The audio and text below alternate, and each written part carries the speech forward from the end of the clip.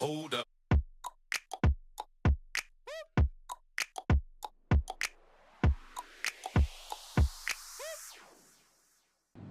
I hope you're having a great day and I hope you're staying safe at home. Today I want to talk about the third most abundant element in the human body and how it plays a massive role in glowing skin, in your hair, in DNA repair, in your fingernails. You see, nature gives us minerals, macronutrients, and micronutrients. The beauty of the human body, and once we understand the beauty of the human body and how our body is designed to protect us, to heal us, to help us recover if we do the right things. If we do the wrong things, of course, we suffer the consequences. I'm talking about sulfur. You would have heard this term sulfur a lot, but we don't usually give it too much of significance. The one thing is that the body doesn't need too much of it. Okay, we get it from a balanced diet when we eat our foods the right way. It's the third most abundant element in the human body.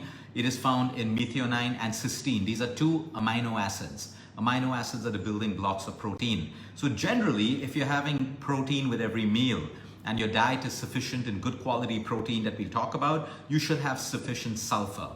Now, what is the use of sulfur in the human body? Number one, the synthesis of B vitamins, especially B1, vitamin B1.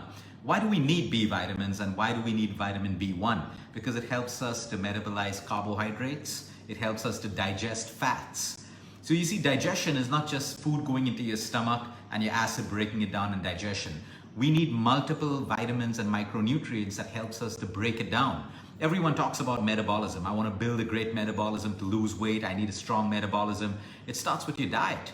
It's not just your exercise. If you have the right amount of B vitamins, you have metabolism of carbohydrates way more efficiently, as well as proteins and fats. You can go stuffing yourself with protein, stuffing yourself with healthy fats and eating pure ghee and olive oil. But if you don't have the right enzymes to break it down or the right vitamins to break it down, it practically is useless. So yes, sulfur helps you with the metabolism of carbohydrates and the digestion of fats. It also helps and works with the B vitamins to help the liver to secrete bile.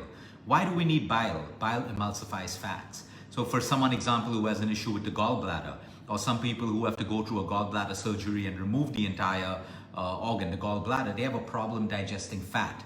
It's not that they cannot, but the digestion slows down. So again, it helps with digestion. Glowing skin. You can chase all the creams in the world. I don't have a problem with that, whether they're organic, whether they're filled with chemicals, but you need to understand that that's temporary. Okay, if you want to have glowing skin, it is a factor of the quality of sleep that you get at night. Okay, you can go on a lifetime hiding behind makeup and creams and all of that stuff, and I don't have a problem with that. Okay, but my point is, don't fool yourself to think that it is the creams that will always give you that kind of look. It is behind the creams, what's going on into your system. Outside beauty, outside glowing of the skin, good quality hair, good quality nails is a reflection of what you put inside of your body.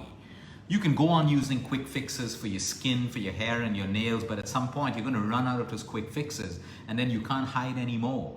So use all the cosmetics in the world, especially if they're chemical free, but never neglect what you put into your system. Sulfur is required for the best looking skin. If you want that glowing skin, you need sulfur. We're going to talk about the foods that you find sulfur in. So actually, when you look at the cosmetic creams that promise you a glow in your skin, you will find sulfur as one of the main ingredients.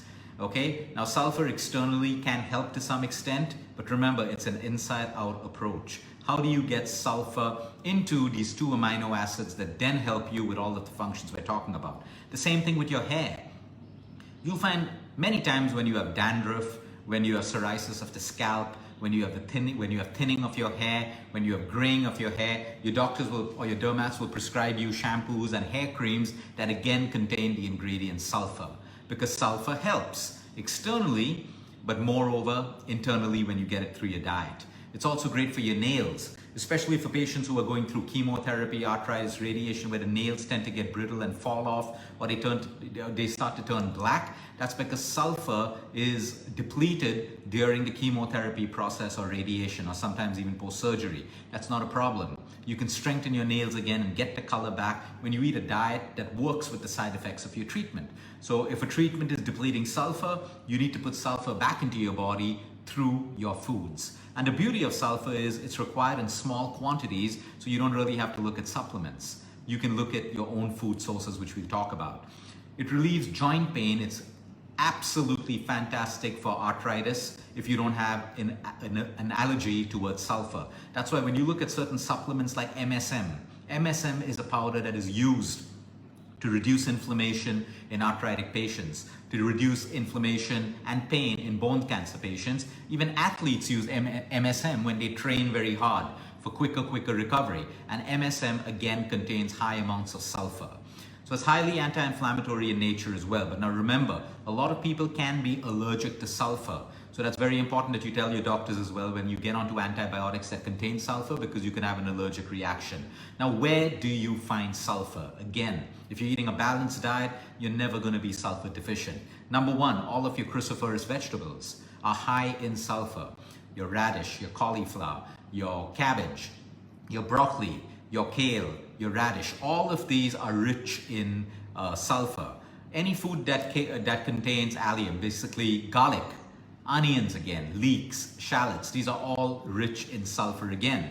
So you don't have to eat more to get more sulfur. Even if you have a little bit of these vegetables and a little bit of onion and garlic, if your religion supports it, okay, you're getting enough of sulfur in your system. Millets. The entire family of millets, whether it's your finger millets, your bajra, your ragi, nachni, all of your millets, your pearl barley are all rich sources of sulfur again. Legumes and lentils, especially the red gram and the green gram, these are rich sources of sulfur. Chickpeas. So when you cook chickpeas in a vegetable or you make a hummus out of it, that's why I call hummus a superfood, because it's got every single ingredient, if it suits you, for almost every function in the human body. So chickpeas are a great source. Non-vegetarian eggs with the yolk. Remember, people who do away with the egg yolk, all the nutrition is in the yolk, including sulfur. All nuts and seeds. So if you're having pistachios, you're having almonds, you're having walnuts, you're having cashew nuts, pumpkin seeds, sunflower seeds, watermelon seeds, all of them, including Brazil nuts, or walnuts as well, all contain small amounts of sulfur. So that's great for you. Whole grains, again, when you look at whole grains, you got to be careful of the refined grains. But whole grains are not a problem for you if you're eating it the right way, right quantity, right quality, and if it suits you. So you will find sulfur in whole grains, and of course, green leafy vegetables. Any sort of green leafy vegetables, raw, semi-cooked, steamed, cooked, are rich in sulfur. The more you cook the green leafy vegetables, the sulfur content will come down. Now be careful. A lot of people think that, hey, I want glowing skin, so they start overdoing it on sulfur. If you don't overdo it on sulfur, you can have nausea, you can have diarrhea, and you can have IBS as well. It irritates the gut lining. So again, all the foods I mentioned, you should be having it anyway.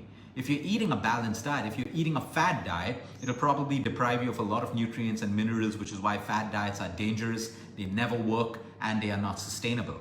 So aim for a balanced diet where you make your plate look like a rainbow. You have a diversity of nutrients and vitamins coming in from different parts of, your diet and your foods, and that is what the human body needs to maintain trace minerals, macronutrients, micronutrients, vitamins, and all of these things for the human body. Keep it simple, as simple as that. So remember, if you find that your nails are breaking, you have a dull look on your skin even though you're exercising, sleeping well, drinking water, you could have a sulfur deficiency. So make sure that you use some of these foods and see if it makes a difference for you. Have a great weekend, everyone. Until next time, eat smart, move more, sleep right, and breathe deep. And remember, you care is all about you.